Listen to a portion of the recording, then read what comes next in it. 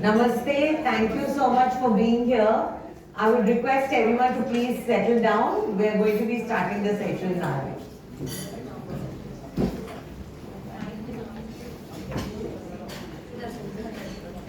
Good evening, Mumbai. Thank you so much for being here today. It means a lot to us. Welcome to this discussion featuring Madhu Ranganathan's The Child Who Never Knew, a lifetime of love, learnings and resilience. To briefly introduce Madhu is an impossible task because she has so many accomplishments, but I will try to be very brief. Madhu is the former president and CFO of OpenText. She's on the board of the Bank of Montreal, the 15th largest bank in North America. She's also on the board of Akamai Technologies and Trinet. She's also on the International Steering Committee at Perkins School for the Blind. For today, she is Sitara's mom and the debut author of this book. Please note, this is an inclusive event and I thank you all for your patience and cooperation in this regard. This would include free movement in and out based on comfort levels of everybody. My name is Upasana Mehtani Luthra. I am the book reporter on Instagram and books have always been my best friends. I do literally events like this, personalized gifts and also influencer marketing. Most importantly, I'm mom to this lovely young lady at the back and my special needs son who's not here, both young adults. Thank you Madhu for being here today. Thank you, and thank you Mumbai very much.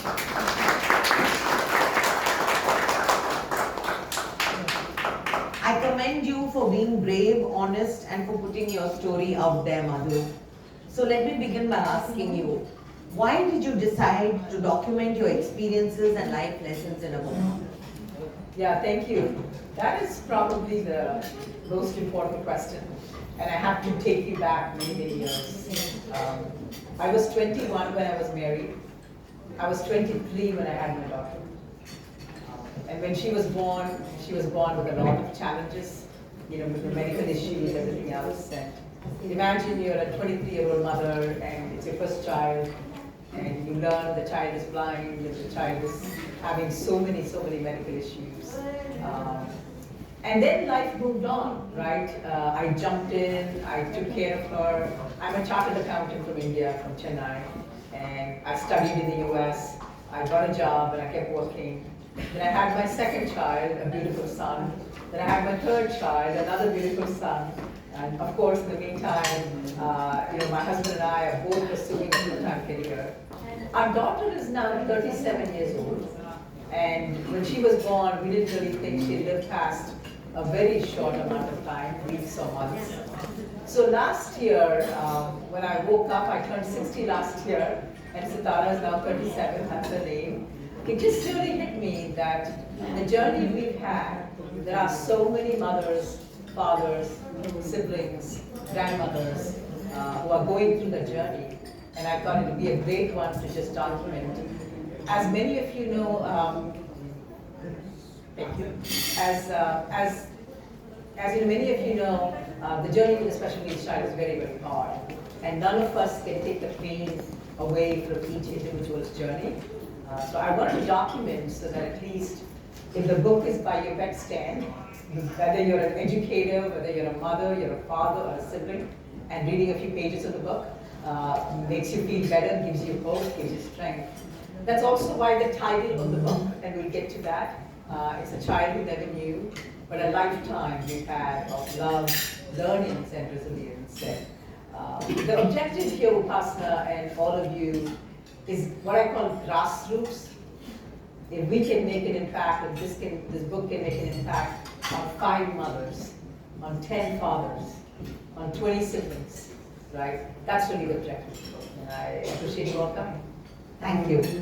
So in the book, Madhu, you say on page 9, the why not us is the most profound sentiment as it brings together the full acceptance of special needs and all its merits and challenges imbibed into the lives of such parents.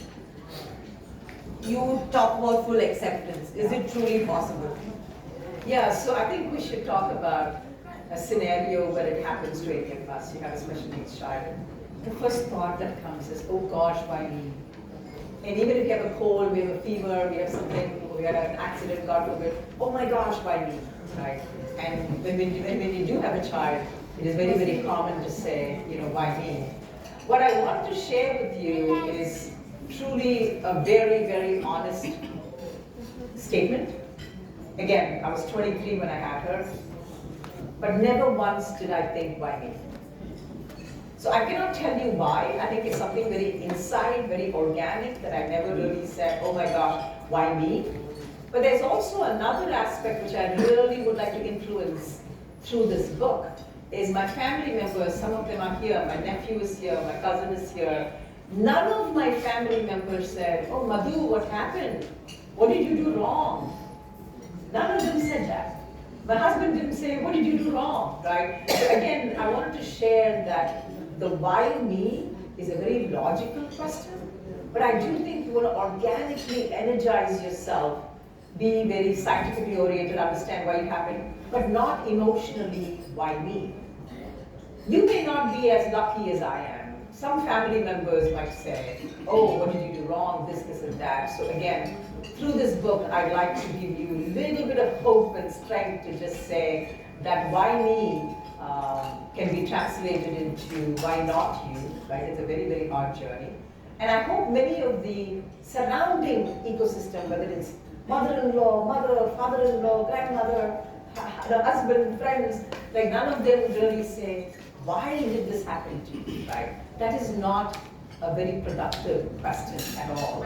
So again, back to my piece, I think full acceptance is probably very difficult. But I do think if you get to 80%, 90%, but you want to fuel, nurture, nourish yourself with the more positive thing and not the why me. Absolutely agree on all counts. Thank you. Again, here you say you may well achieve all you aspire to, or you may achieve in different ways or at different times, as you replace resentment, sacrifice, and compromise with creativity, leverage, and opportunities. Everyone doesn't have to be a CEO to be an achiever. And so, Madhu, being a parent is hard enough. Tell us how you did this, fulfill aspirations and have a successful career. Yeah. So, as Vipassana said, I've been working non-stop, either working as a mother or working in the corporate world as a CFO or working as a friend, whatever it is. I think here's the important point. I want to take you back to when I was 23 years old and I had this baby. So she was born blind. So I would be in mothers groups, parent groups, right? I can tell you back in 1987, 88, I was the only mother in the mothers group who was going to study MBA. All the other mothers were as smart as you and me. They were college graduates, they had ambitions, but they all decided to stop. And I remember saying, oh my gosh, what mistake am I doing? But then you erase it off completely. So my point really is this, right? We all have one life to live. Our special needs child is very, very, very important. But that is not your life. That is a challenge you've been given, an opportunity you've been given, a duty you've been given. So whether you're a mother, you're a father, I would encourage, say, do something. Do something in parallel. The benefit there, I will also tell you that it gives you more energy to take care of your special needs child.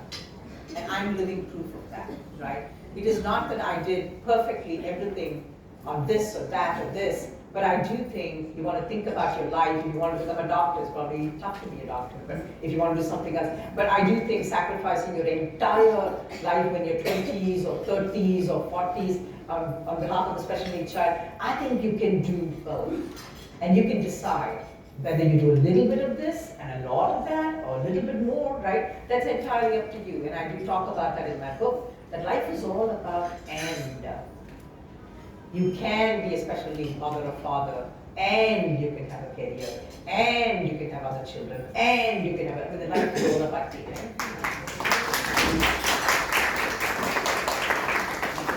That's very true. Thank you, Madhu, for that. Again, I remember you asking me, Madhu, about my parenting tips. And like I said, I'm no authority professionally, but I do think my experience in raising a special needs child and a neurotypical one has some validity. My one parenting advice that I tell to everyone is something my sister told me. It's whatever works. You have to mold and bend yourself and your family to find the right fit and what works in your dynamic, because it's definitely not the same for everyone. Secondly, always as parents try to find humor in the situation. Yes. You know, I can recount many times when I've like cracked up with my kids, it always diffuses the situation. And also do try to keep communication lines open. Try to figure out what works with this generation. I've been referred to as the cool auntie and the in with it mom, and I'm very proud of that title in particular. So coming back to our book, you say something about dependency, Madhu, which I think was very, very important to everyone to, in other words, dependency or at best interdependency is normal in human beings. So share with us, Madhu, the difference between sympathy and empathy and how important it is. Well, thank you, Pasna. Here's what I'll tell you. I think when you're having sympathy, and someone can help the Hindi word for this, you're saying, oh, I feel bad for you. I feel bad that you have to go through this or whatever. Empathy is you go literally into the mind and body of that person and you visualize yourself as that person, right? So our daughter, for example, like many times, I would visualize what is going on in her mind, fear, concern, mom is leaving the house, why is she scared, or some noise, why is it, right? So I think for caretakers of special needs children, it is of course empathy, but I want to appeal to all the normal population, for example, if you want to call them that. For them, it's really truly empathy. And when they practice that, I think you will see that the stigma slowly goes away. Our daughter has had literally 24 surgeries in her life, beyond the special needs in her 37 years, some very major surgeries. I remember one time I was in the airport and she was on tube feeding. I'm going to a corner in the airport and opening up the button and feeding her. There are some people who stare at you, deeply stare at you, and the child. And there are some people who say, oh, what is that? Curiosity, that's okay, right? It's all good. And there are others who say, have you considered this? It's all okay. But my point is, we can be instrumental in our painful journey of working with special needs children to also educate the normal population, because one of my many objectives through the book is slowly erase that stigma. Right? When they see the special needs child, they look at the person with empathy.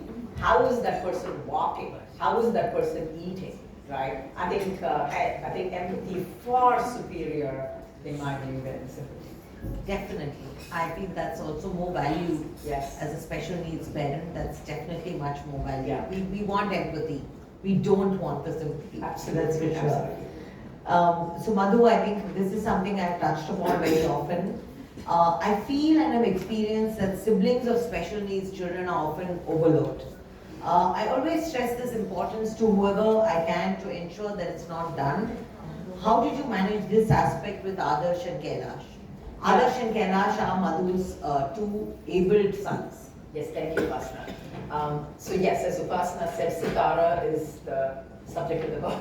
She was our first child, and Adarsh is her, I call it the first brother, and then we have Kailash, the second brother. It's interesting, we did this book tours in other cities, in Hyderabad and Bangalore.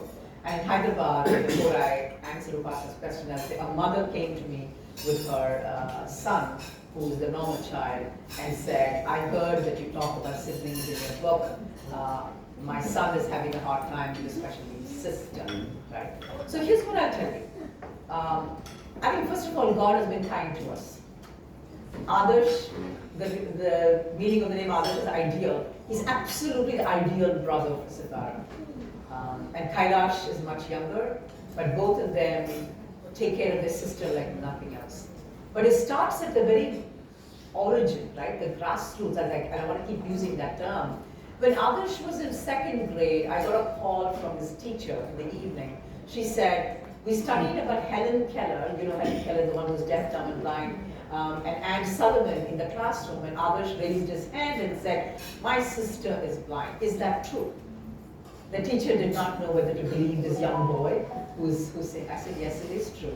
And at that moment, I said, wow, he is not embarrassed to acknowledge in his entire classroom. But we go to even other extremes. He would tell his friends, saying, if you make fun of my sister, I'm not going to be friends with you. So treat her well, right? So again, for siblings, if your special needs, if any special needs child is blessed to have siblings, what I would encourage the family is to be very normal, give them space, make it very organic, the relationship that they build with the special needs child. Don't push the issue, because every sibling, I guarantee you, deep down, has the empathy for their sibling. They deeply care, right? But they may have different ways of expressing it. That is also why I hope my book lives on forever. I wrote the chapter on Adarsh. So Adarsh went through a lot of difficulties because, as I said, Sitara was in and out of the hospital. They're 6 years apart. Throughout his growing up, he spent many, many weekends without going to a movie, just playing Lego in a surgical ward, right? That's how he grew up. Kailash is the Gen Z kid. I let him write his own chapter about his thoughts around his sister. And I do hope it resonates with many siblings. The last thing I'll say is, the able siblings have such a responsibility to take to the world the knowledge about empathy for special needs and how to support them. And if able siblings do what they're supposed to do, I think a piece of our problems are getting solved. I absolutely agree. One also has to ensure that the special needs child learns to stand up for themselves. For sure. You know, like even a simple thing like getting a turn on the slide in the playground. Yeah.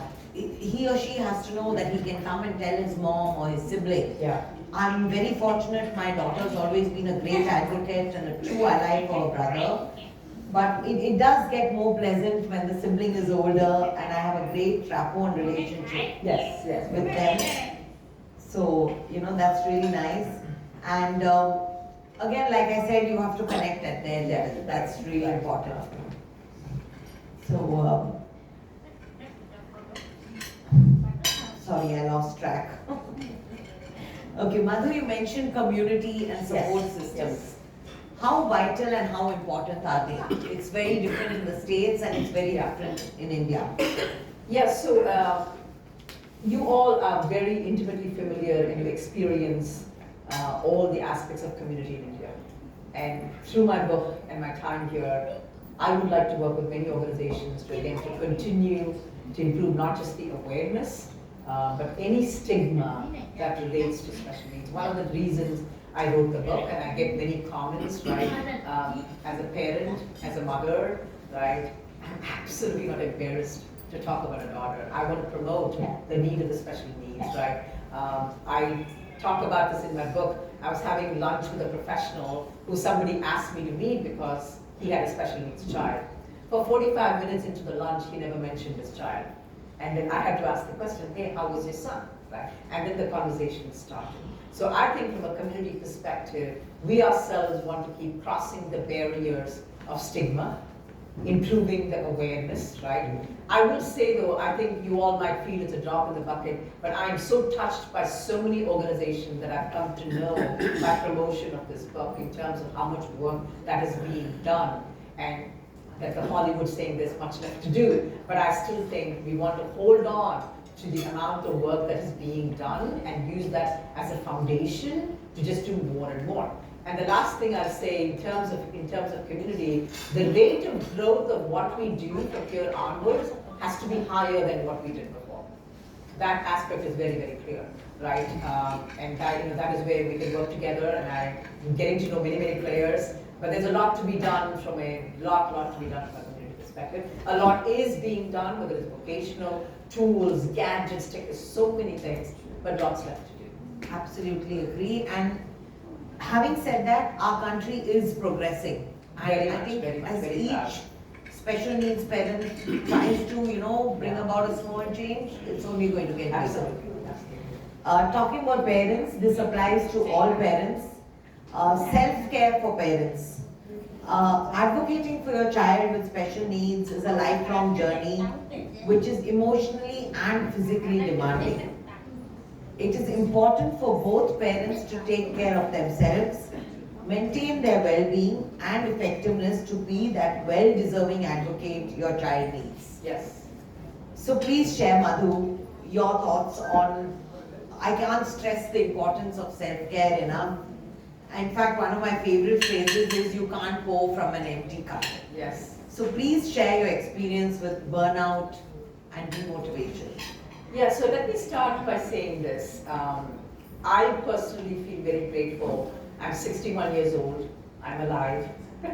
I have energy to do this, right? Maybe the God was kind. My mom has good genes. And I also did a little bit of my share to take care of myself. So the taking care of yourself, especially if you have a special needs member in your house, here's what I will tell you. We often say, oh, I'm going to take care of myself so that I can take care of my child. No. You got to take care of yourself to take care of yourself.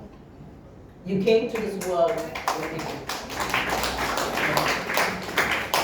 And please share this with at least 2 people today. Yeah. We all came into this world to live our life, and then comes a relationship, a marriage, and a child, and all of that. So treat yourself, treat your life as a top priority. Now, what does that mean, right? I have a friend who's special needs child, has challenges, seizures. The whole day, I say my daughter Sitara, when she has a medical problem, the day can come to a screeching halt like a car. Everything else stops. That's okay. The next day, pick it up back again. And taking care of ourselves, I'm not trying to dumb this down. Taking care of ourselves can be quite simple. Watch what you eat. Go for a walk.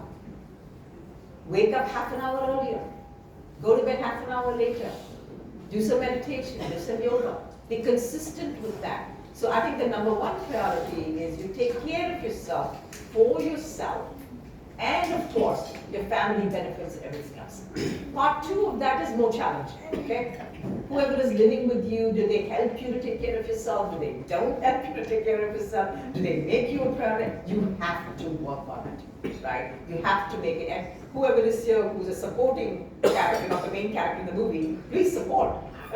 I mean, that is why you're called a supporting character, right? You have to support. So again, I think the fundamental principle is that taking care of yourself is for yourself. And there are many, many small ways that you can do it. They don't need big ways to do it, right? But doing those small ways very consistently, accepting your challenges, will give you, I'm sure, a long enough life, an enriching enough life that, and you can take care of your child and do many other things. Even when you go on a flight, they always tell you, put on your own oxygen mask before helping others. Similarly, I once told a friend, put yourself on the list. And she said, what list? So I said, the list of life, the daily list, the any and every list. You have to put yourself on the list, you know, it's very important to do that. And again, self-care doesn't mean, you know, oh, I need to go on a trip to Switzerland. No. It could just mean, you know, fixing yourself a nice drink or going and watching a movie, even if it's alone. That's self-care. That's what it really is. Make yourself happy. That's what's really important. So, Madhu, I think we were talking about the terminology in Hyderabad. Yes. So, Upasana is really an expert on this. So I'm going to have her explain the terms neurotypical and how do we keep up with the terminology. So, I must confess I had a lot of help here with this answer. And it's very difficult to be politically correct, especially with today's generation. Again, I had to check whether saying politically correct is acceptable or not. So in simple terms, neurotypical is normal, but we don't say normal anymore. Neurodiverse is special needs. I still use the term special needs.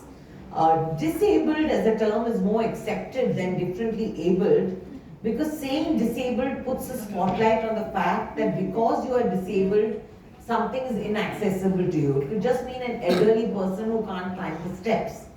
So I think if your heart is in the right place and you're open to correction, it's good to use these terms vis-a-vis archaic terms which were not so kind. So, and if you use it in a kind, generous way, that's more than enough. Yeah, no, thank you. That's most important, really. So, Madhu, towards the end of the book, Yeah. you say this lovely line. Sitara will be the child who will never know how much she has curated the human in me. So, first, was this the inspiration for the book title? And how has Sitara curated you? Yeah, thank you. So the child who never knew, I had the title in my head for 10 years. I just didn't have the time to write. I was saying I was working full time, all of that. I want to share with you the picture. In fact, the credit to the cover goes to my friend Rohini Deshpande, who is a Mumbai native. She now lives there, but she's a Mumbai native. So the cover of the book has the child. And when we were trying to design the cover, my friend asked me, what is Sitara like? Then it just occurred to me, her life is so simple. There's not a whole lot of things I could say that she likes. So the cover has a white cane, because she's visually impaired. It has the keyboard, she plays a little bit of piano. It has her talking watch. She's forever pressing the talking watch. So I would say, Upasana, back to connecting the question of self-care, your special needs child is going to teach you so many things on a daily basis. I told you that Sitara had many surgeries. You know, some of us, if we have a cold, we have a headache, we have a fever, we're constantly talking about it. My leg is hurting, my head is hurting. Not a single time after her surgery did she ever mention that. She would just move on. So I would look at that and say, wow, she has no recollection of that very head surgery, stomach surgery, and she just moves on. That was a big lesson for all of us, to not carry our baggage, to not throw our history with us every time we do this. Thank you. And then part of the self-care, I wanted to say the simplicity in her life. We all are very ambitious, we want to do a lot, we have a lot of desires, but I do think inject simplicity wherever you possibly can. Because that is what the special needs community is teaching us amongst many things, right? Is that resilience. It's not towing the history. It's no resentment. And also just the simplicity. So I would say, Upasana, so many lessons learned, and maybe the last thing I'll say, my family members who are here will agree with me. Every one of us is a better human being today, not because of course, our parent or education, it's because of Sitara. Every one of us is a better human being, just because we got to be with her in her life, and she got to be with us in our life. And I'm sure every special needs child is teaching us so many things, and we just have to pause and look at it and embrace it and implement it wherever we can. Thank you, Madhu. I remember this question was asked by one of our audience in Hyderabad, a young lady. She asked Madhu, I love that question so much, so I just brought it forward. She says, what was the most difficult part of the book to write? Yeah. So it was a beautiful question, and I had to think for a few seconds before I answered. So as I said earlier, she's 37 years old, and we never really expected her to live up to 37. It's such a gift. And as we went through the journey, I said, many families, educators, doctors, the community supporters, all of them, whatever part of the journey that people are, maybe this will help. You know, the English word naive, I was clueless. So when they told my husband and I, did you know that your 2-month-old baby is blind? We had no idea. Were you okay? Yeah, it's okay. All good. So we had no idea. We just thought she was a beautiful baby with beautiful eyes. We had zero idea she was blind. But I'll tell you, after that, I can spot a blind baby from a mile away. So again, you want to take kind of your learnings and all of those pieces into it. So what was the difficult part of writing the book? I knew inside of me, what's the word swadharma? I knew inside of me I had to write. I had an obligation to write for all the great things we've done, notwithstanding, especially at her resilience. That's swadharma to write. But when I started writing, everything was difficult. I tell people, don't read this book in one sitting. It's 37 years of life, so take your time. everything was difficult. So Anand, thank you, they were the Mumbai supporters in editing and publishing. I would come to India, I would be on a plane, and I remember I was crying in my plane, and the person next to me, oh, is everything okay? I said, everything is okay, I'm just writing a book about our daughter, right? Everything was difficult. But I do think that cathartic journey I wanted to go through was very important for hopefully what we can transfer and transmit as our lessons for everyone else. Absolutely agree. The book is a story of hope, a lot of love. It's inspirational, so don't think that it's going to be sad and make you feel upset. So do like Madhu says, read it, a little at a time, and you will definitely learn something from it, no doubt about it. Do we have any questions from the audience? Yes. Can I just request Ritu to help with the mic or? Actually, there's a mic here. Yeah, we can just, I'll have someone come. Any questions from the, okay, I think Kajal has come. Thank you, Kajal.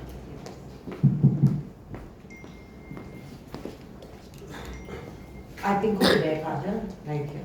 Here. Just right here.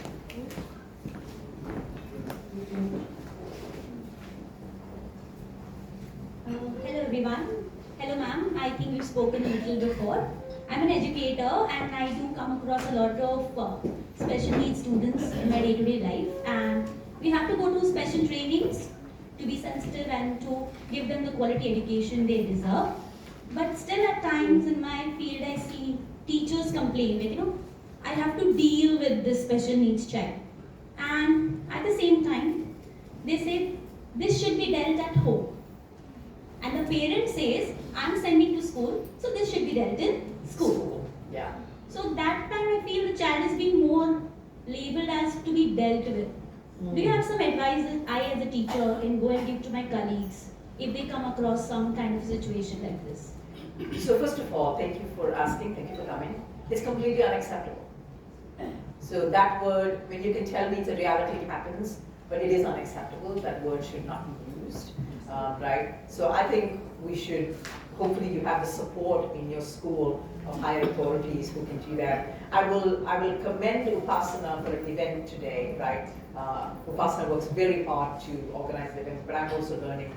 At every event we have, Upasana sends a note to the hotel management and tells them, we have an event here, it's an inclusive event with a lot of special needs individuals coming. Please make sure that your hotel staff, from the reception to everyone else, is polite, is welcoming.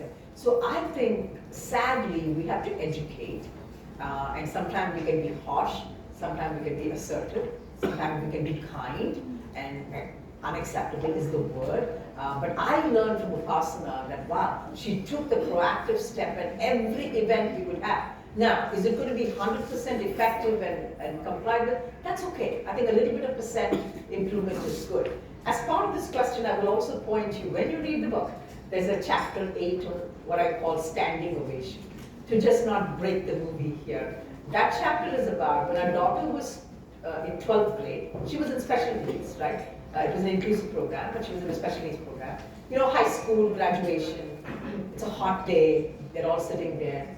Some students are going to big colleges, the Ranganathan are last in the alphabet.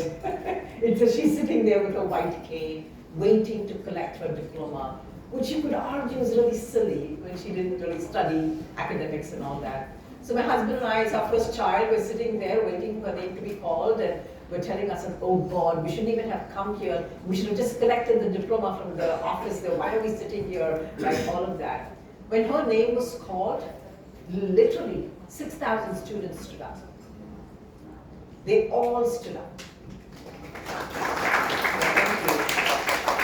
Thank you.